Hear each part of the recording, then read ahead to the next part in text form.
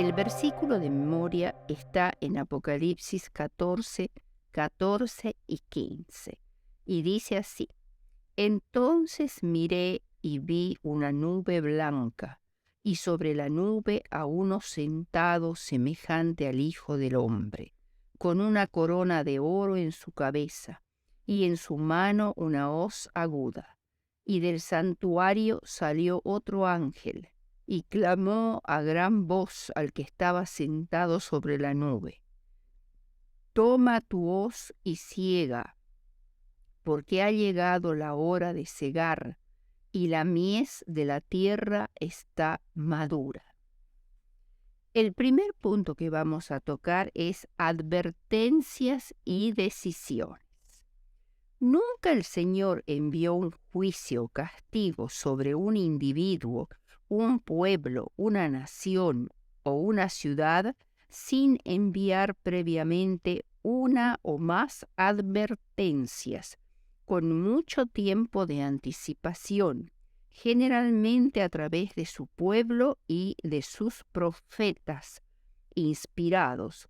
Tales advertencias requerían una toma de decisión, ya fuera a favor o en contra de Dios. Antes de enviar el diluvio de aguas que arrasó a todo el mundo antiguo, tanto personas como animales, plantas y todo ser vivo, Dios envió a Noé, pregonero de justicia. En primer lugar se registra la sentencia celestial contra el mundo antediluviano. Y dijo Jehová: raeré de sobre la faz de la tierra a los hombres que he creado, desde el hombre hasta la bestia, y hasta el reptil y las aves del cielo, pues me arrepiento de haberlos hecho. Génesis 6, 7. Posteriormente se registra el mensaje de Dios a Noé en Génesis 6, 13. Dijo pues Dios a Noé: he decidido el fin de todo ser, porque la tierra está llena de violencia a causa de ellos, y he aquí yo los destruiré con la tierra. La predicación de Noé se dio durante 120 años, en los cuales él edificó el arca y la llenó de alimentos para los animales que albergaría. El segundo anuncio de parte de Dios está en el versículo 17, donde se le aclara a Noé el modo en que Dios destruiría toda vida. Y he aquí yo traigo un diluvio de aguas sobre la tierra, para destruir toda carne en que haya espíritu de vida debajo del cielo. Todo lo que hay en la tierra morirá. El tercer anuncio fue espectacular: la entrada ordenada por manos invisibles de los animales en el arca.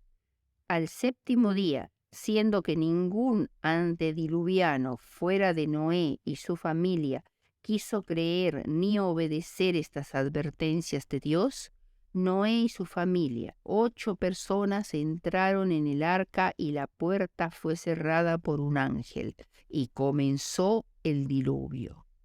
El segundo ejemplo es el caso de las impías ciudades del sur de Palestina, Sodoma y Gomorra, que tuvieron una advertencia sin palabras en el ejemplo brindado por Abraham al rescatar desinteresadamente a sus familiares y a muchos otros habitantes de estas 2 ciudades sin tomar nada del botín.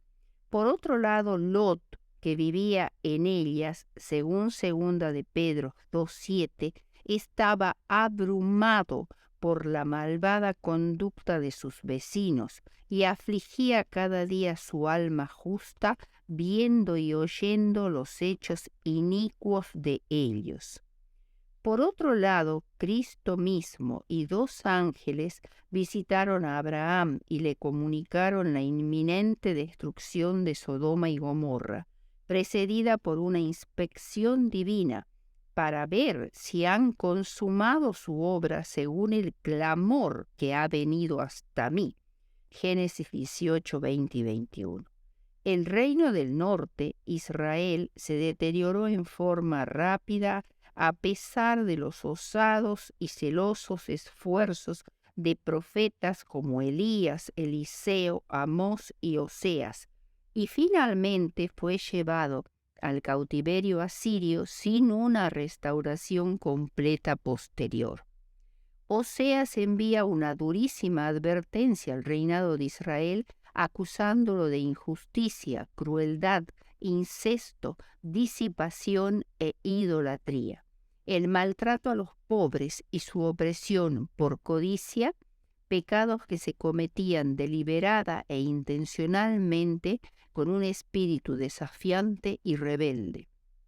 Judá, el reino del sur, recibió vez tras vez advertencias de que la desobediencia a la ley de Dios daría por resultado el cautiverio. Poco más de un siglo después de la destrucción de Israel, la apostasía de Judá era completa.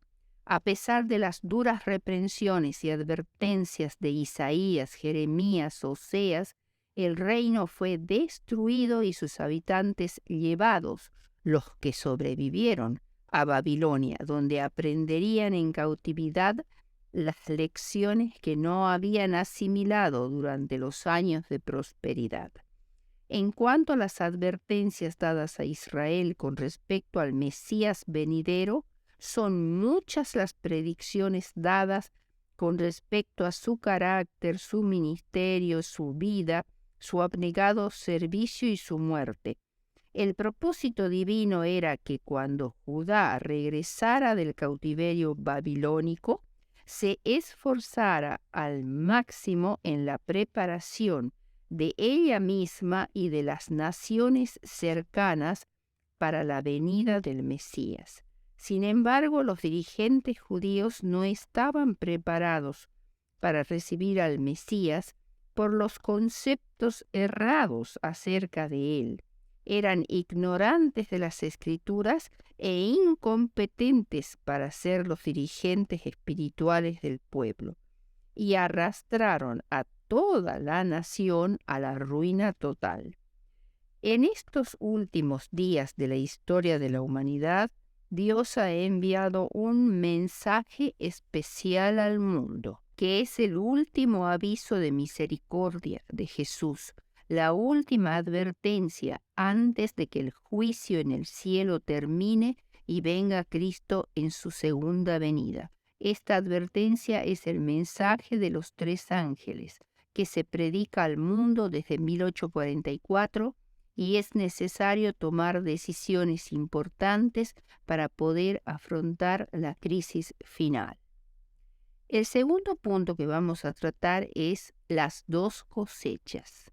El corazón de esta lección se encuentra en Apocalipsis 14, 14 al 20, donde se habla de las 2 cosechas, la cosecha de las mieses, es decir, del trigo, y la vendimia, o sea, la cosecha de las uvas.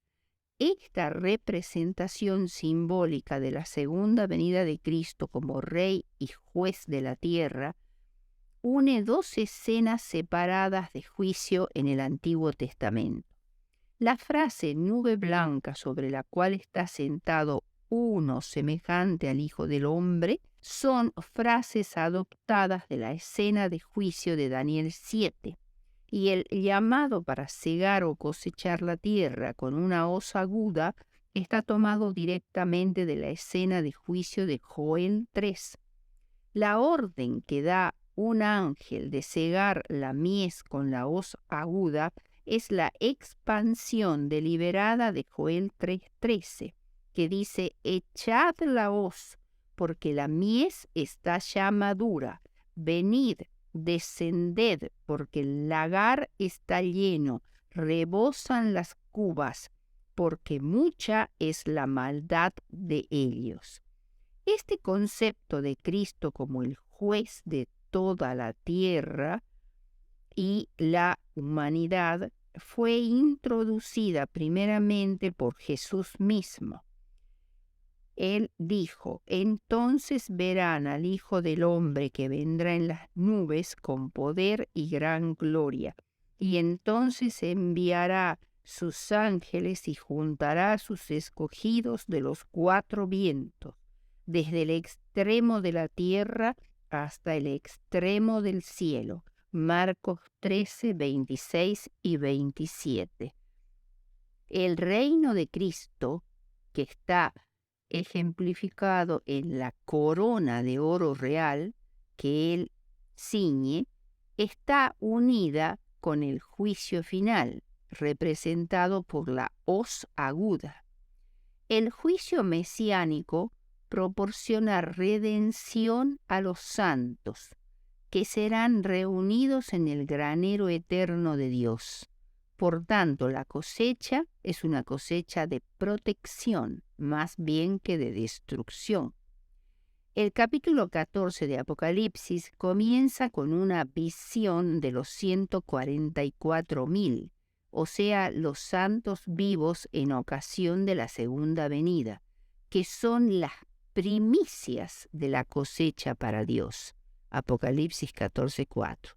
Y los que son cosechados después, los santos resucitados, constituyen la cosecha total de la humanidad. Ahora podríamos preguntarnos con respecto a la afirmación del ángel: la mies de la tierra está madura. ¿Qué fue lo que causó la maduración mundial, de manera que toda la tierra está lista para la cosecha? La respuesta más obvia es la proclamación eficaz del mensaje de los tres ángeles, habilitado por el Espíritu Santo, que iluminará toda la tierra. Una predicación universal del Evangelio de esta manera, con la voz de Elías, convertirá a toda la tierra en un monte Carmelo, en un valle de Josafat o valle de la decisión. Jesús, en su parábola de la cizaña, dijo que el campo es el mundo. La buena semilla son los hijos del reino y la mala semilla son los hijos del malo.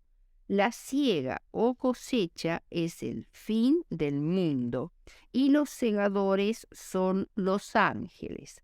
Tanto en Joel 3 como en Apocalipsis 14 presentan ambas. Primero, una convocación divina a todas las naciones para comparecer ante el tribunal de Dios. Joel 3:2, Apocalipsis 14, 6 y 7. Segundo, las acusaciones legales en el pleito. Esparcieron a mi pueblo entre las naciones. Joel 3, 2, 5 y 6.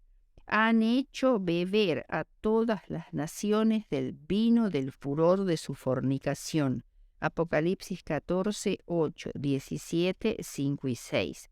Tercero, la liberación de los santos. Joel 2:32, Apocalipsis 14, 1 y 2. Y 4, condenación de los perseguidores. Venid, descended, porque el lagar está lleno, rebosan las cubas, porque mucha es la maldad de ellos. Joel 3:13. Y el ángel arrojó su hoz sobre la tierra y vendimió la viña de la tierra, y echó las uvas en el gran lagar de la ira de Dios. Apocalipsis 14, 19 y 20. Las diferencias entre Joel y todas las profecías hebreas acerca del juicio final son: primero, que el juez ya no es Jehová, sino el Mesías, Jesús, representado como el Hijo del Hombre de Daniel 7, 13 y 14. Y es además el Rey, por eso ciñe una corona de oro en vez de la corona de espinas. Y el juez, porque también lleva la hoz. La segunda venida de Cristo introduce el tiempo de la siega de la tierra. Segundo, el remanente fiel de Israel reunido en el monte de Sión ya no es el pueblo hebreo solamente, sino es una comunidad de fe universal, a quien Pablo llama el linaje de Abraham y el Israel de Dios. Tercero, el valle de Josafat alrededor del monte de Sión, de Joel 3, 2, 12 y 14. En Apocalipsis 14 se amplía y abarca toda la tierra. Es un cumplimiento universal en el cual desaparecen las restricciones geográficas y étnicas. Cuarto, el gran lagar de la ira de Dios, que está situado fuera de la ciudad. La ciudad es la Santa Jerusalén, la nueva de Dios, donde Él refugia a sus verdaderos adoradores. Y cuarto, la acusación de Dios contra las naciones fue la crueldad con que trataron a su pueblo del pacto. Y este mismo alegato de crueldad se renueva en el Apocalipsis contra Babilonia, Apocalipsis 16, 5 y 6, que persigue a los cristianos fieles. El pisoteo del lagar se ve más claramente en Apocalipsis 19, 15, donde se ve que el Mesías real, Cristo en su segunda venida, pisará el lagar del vino del furor y de la ira del Dios Todopoderoso, y se refleja en la descripción simbólica de Cristo como un jinete en un caballo blanco cuya ropa está teñida en sangre. Apocalipsis 19, 13 e Isaías 63, 3. La visión de las dos cosechas termina con la asombrosa declaración de que la sangre que sale del lagar fuera de la ciudad llega hasta los frenos de los caballos por 1.600 estadios. Apocalipsis 14:20. Este número señala el territorio universal del campo de batalla, en armonía con la predicción de Jeremías, que dice: y yacerán los muertos de Jehová en aquel día desde un extremo de la tierra hasta el otro. Jeremías 25:33. Esto nos da una dimensión mucho mayor del poder salvífico y del poder consumidor de la segunda venida de Cristo. El tercer punto es el Hijo del Hombre y el juicio celestial. Uno de los hechos más asombrosos de la predicación de Jesús como Mesías para su autodesignación explícita como el Hijo del Hombre, que se da 65 veces en los evangelios sinópticos y 12 veces en el Evangelio de Juan. Era la forma propia como Jesús se refería a sí mismo, y se cree que este título fue tomado de Daniel 7, 13 y 14, donde dice: uno como hijo de hombre, en la visión de Daniel. Jesús empleó este título con un contenido especial. Por ejemplo, explicó que sus milagros de curación los hizo con un propósito más elevado, para que sepáis que el Hijo del Hombre tiene potestad en la tierra para perdonar pecados. Marcos 2:10. Pero ¿cómo pudo ser Jesús al mismo tiempo el humilde Hijo del Hombre y el glorioso ser preexistente de la visión de Daniel? El misterio se intensificó cuando Jesús comenzó a decir que el Hijo del Hombre celestial debía sufrir y ser muerto y que resucitaría después de 3 días. Marcos 8:31, 9:31 y 10:33 y 34. Sin embargo, su declaración más profunda fue: porque el Hijo del Hombre no vino para ser servido, sino para servir y dar su vida en rescate por muchos. Marcos 10:45. Aquí Jesús se identificó con el siervo sufriente de Isaías 53, quien moriría para el beneficio de todos. Al hacerlo así, vació el contenido del siervo sufriente en el personaje apocalíptico del Hijo del Hombre. A los judíos esto les parecía completamente paradójico. Cristo vio su misión como Mesías en forma completamente diferente de todas las expectativas mesiánicas en el judaísmo.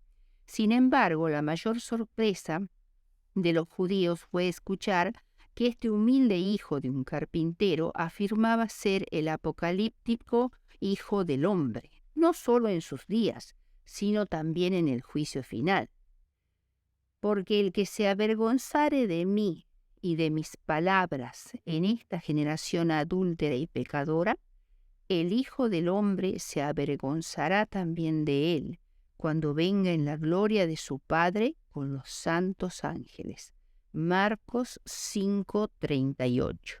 Entonces verán al Hijo del Hombre que vendrá en las nubes con gran poder y gloria. Marcos 13:26. El sumo sacerdote le volvió a preguntar y le dijo: ¿Eres tú el Cristo, el Hijo del Bendito?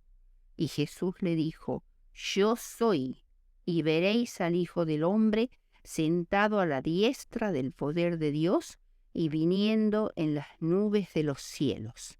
Marcos 14, 61 y 62.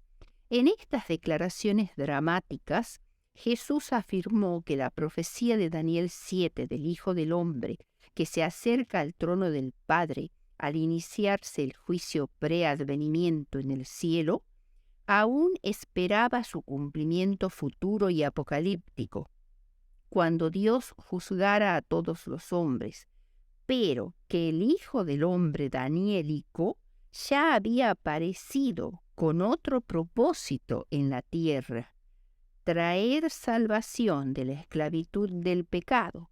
Cristo declaró claramente que Él, como el Hijo del Hombre, había descendido del cielo, Juan 3:13, y que los ángeles de Dios suben y descienden sobre el Hijo del Hombre, Juan 1:51.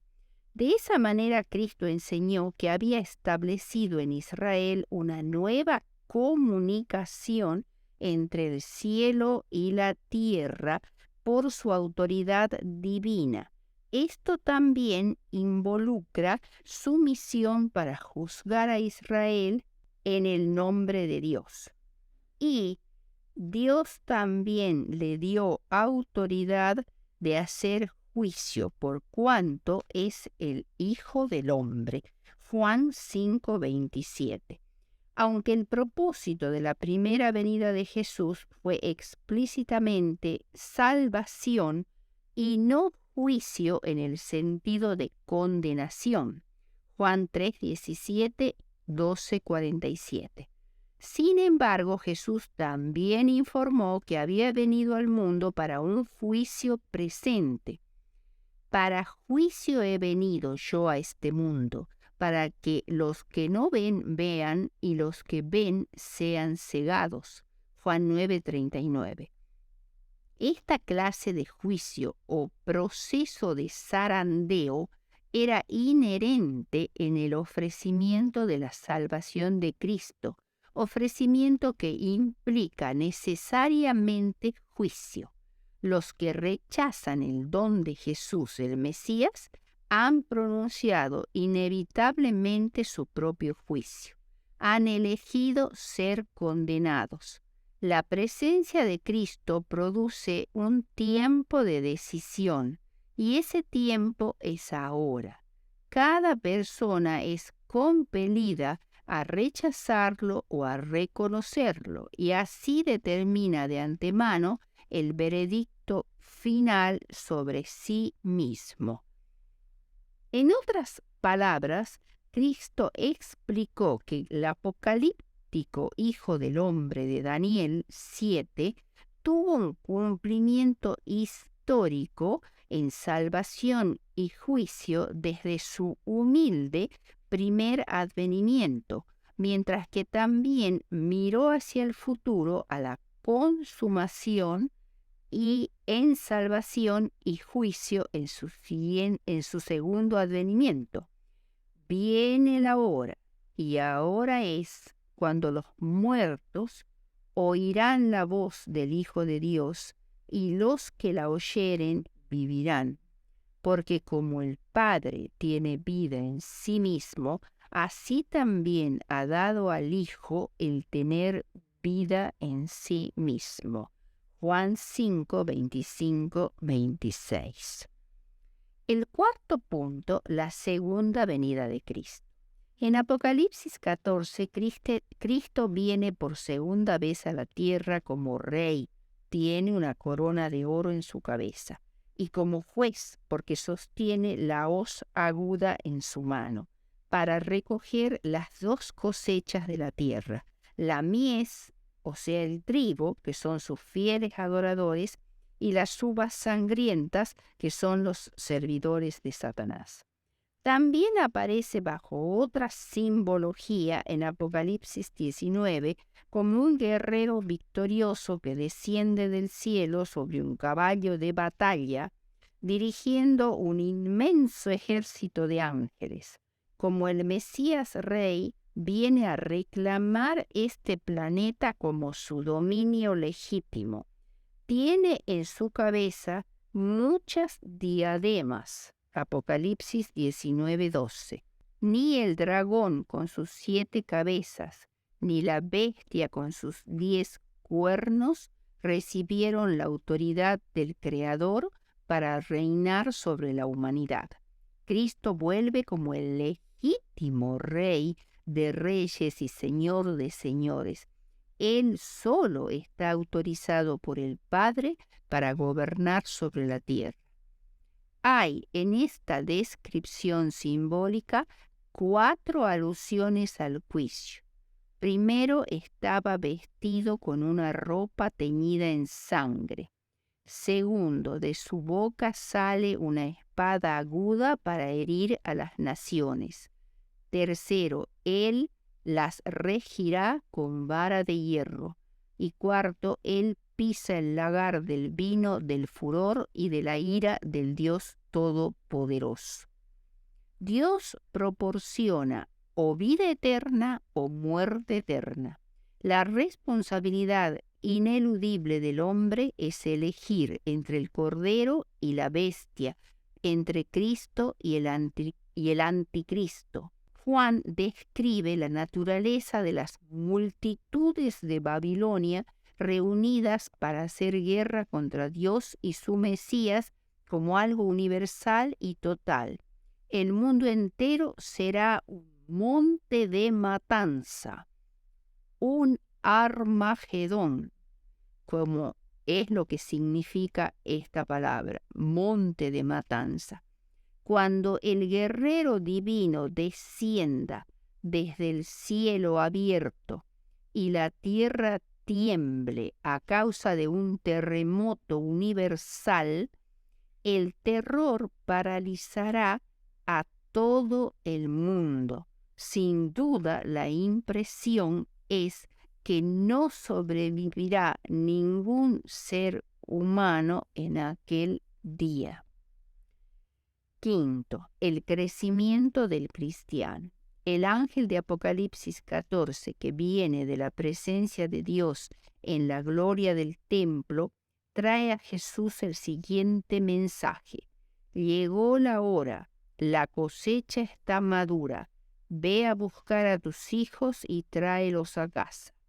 Muchas veces el crecimiento de la vida espiritual es comparada a la germinación de la semilla y su crecimiento silencioso e imperceptible, pero continuo, hasta que da fruto y llega el tiempo de la cosecha.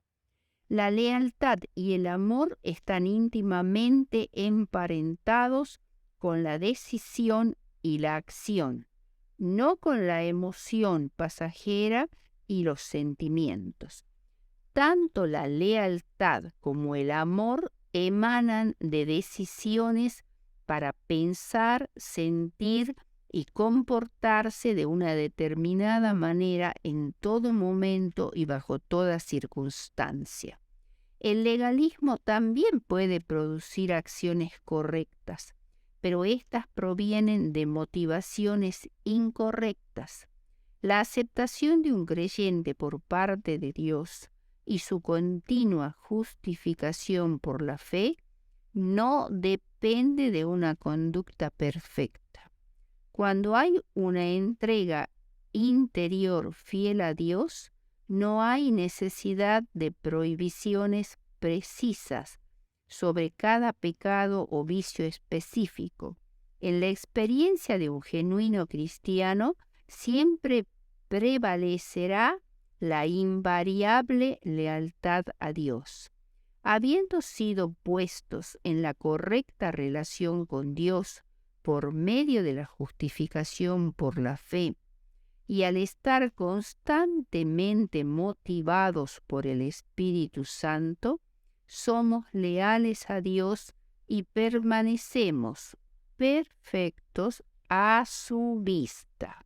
Aun cuando nosotros, como seguidores de Dios, siempre estaremos en formación, creciendo en madurez espiritual y en logros hasta que Jesús vuelva, podemos ser siempre leales, pero el amor y la lealtad a Dios no brotan de nuestras naturalezas carnales, solo vienen de la disposición nacida del Espíritu Santo dentro de nosotros. Ser perfectos en carácter no implica perfección física o de naturaleza. Eso es imposible para los seres humanos que tenemos naturalezas caídas. Una de las palabras griegas traducidas como perfecto es teleios, que significa maduro, entre otras cosas. Un niño o un adolescente no son maduros. Parte de la perfección de Dios es la inmutabilidad. Él es constante en su actitud de amor y fidelidad hacia todas sus criaturas. Nuestra existencia misma depende de esa inmutabilidad.